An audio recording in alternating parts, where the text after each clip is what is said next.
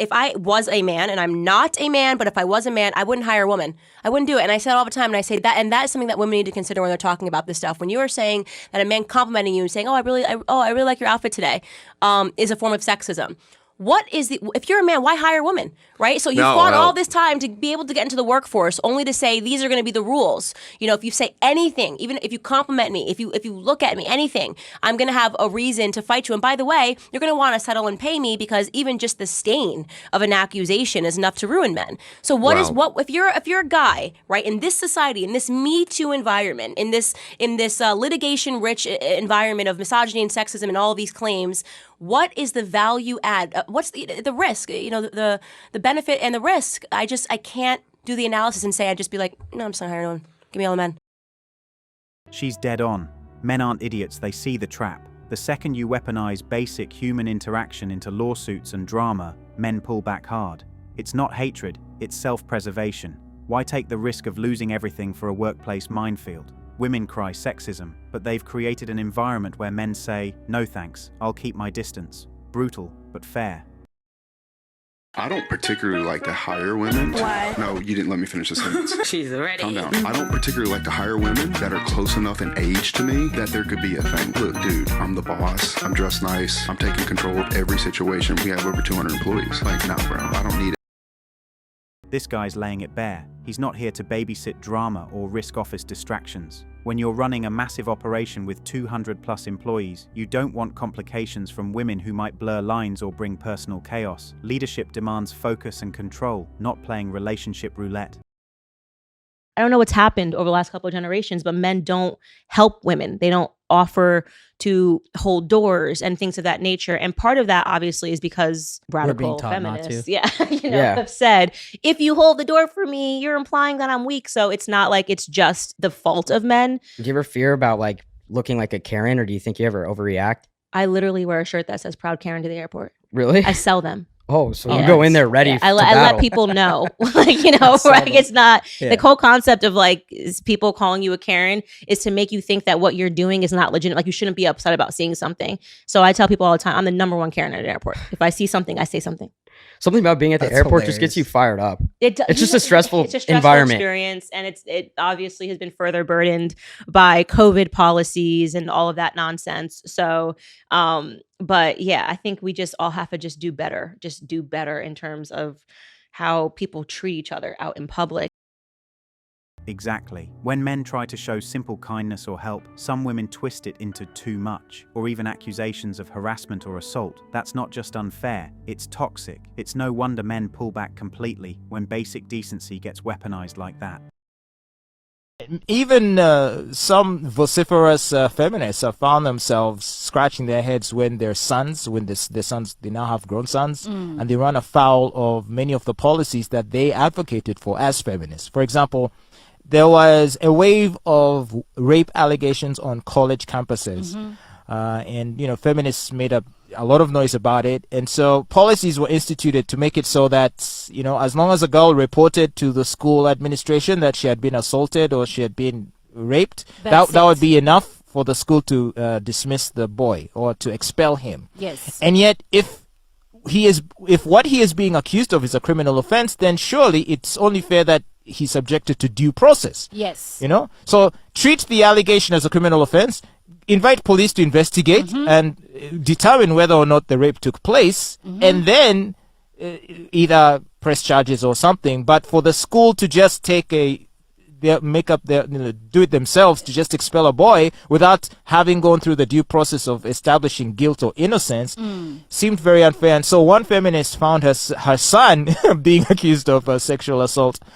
And she was like, but my sweet boy, parent, my son, he showed me the text messages. Yes. This girl has been hounding him. She has been disturbing him, threatening him. She's lying. And everyone's like, but hey, you said believe all women.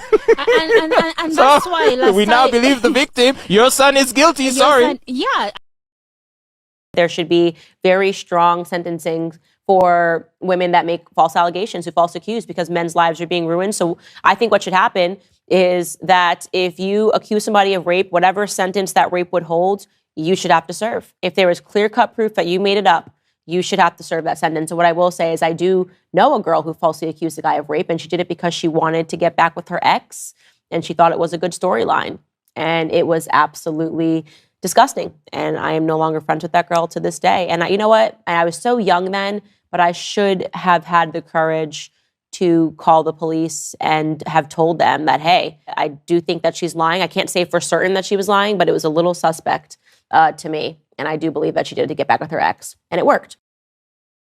False allegations destroy lives, not just reputations, but careers, families, mental health, and in many cases, the very will to keep going. If someone fabricates a claim as serious as rape, knowing full well it's a lie, they're not just damaging one person, they're weaponizing a justice system meant to protect real victims. That is criminal, because if there's no consequence for lying, it sends a message that men are disposable and justice is a game.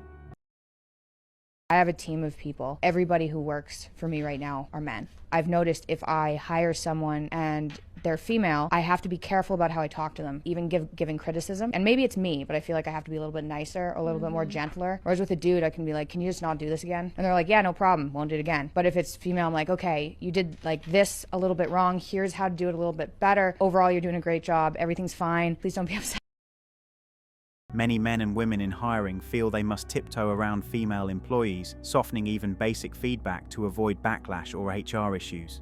This double standard creates an unfair, high-risk environment where men fear false interpretations. It's not sexism, it's self-preservation. Ironically, this harms truly professional women too, as trust and honest communication become casualties of overcorrection.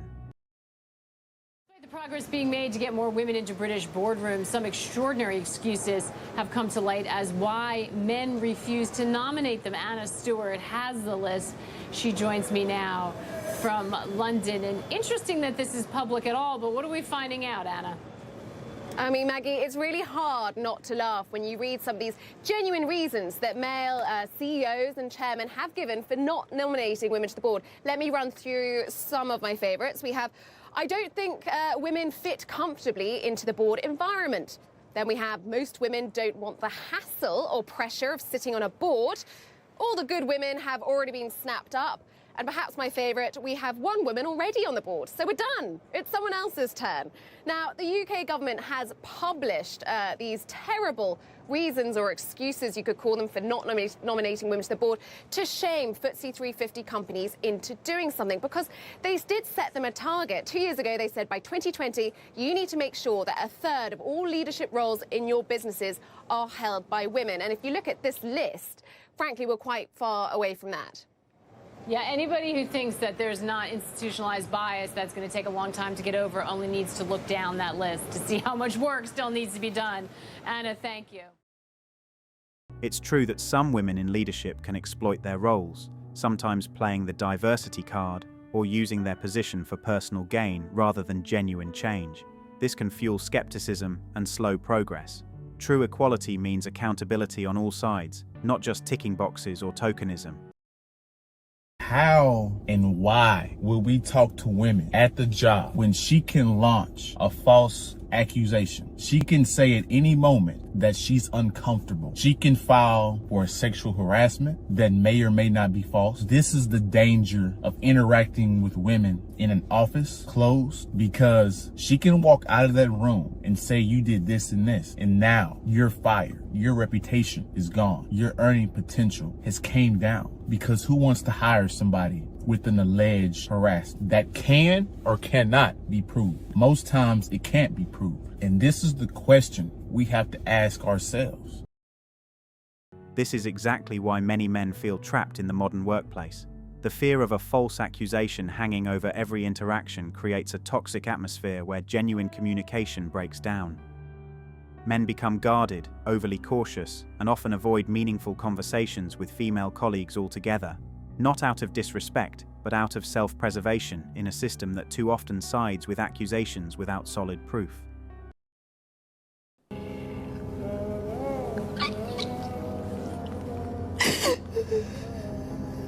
You're doing good, Loretta. Stay with us here. I think you need to understand some of the things that you haven't heard Dean say. But he gets that you were 15 and he gets that you were hurt really, really bad by somebody. And he hates that for you. What do you want to say about that, dude? Yeah, I hate you had to go through something like that. I hate now that you have children, that your kids have to go through something like that. And I hope and pray each day that you can get close. And this day, I accept your apologies.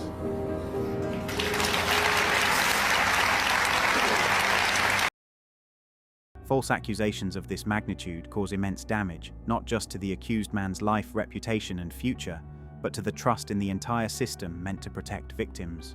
While the woman's regret may be genuine now, the consequences she forced upon him are irreversible. Accountability must be clear. Lies of this severity deserve serious consequences. Thanks for watching Manhood. If you want access to exclusive episodes and want to support the channel, hit that join button and become a member. Don't forget to like, subscribe, and share this video if it hit home. Drop your stories and thoughts in the comments. We read everyone. See you tomorrow.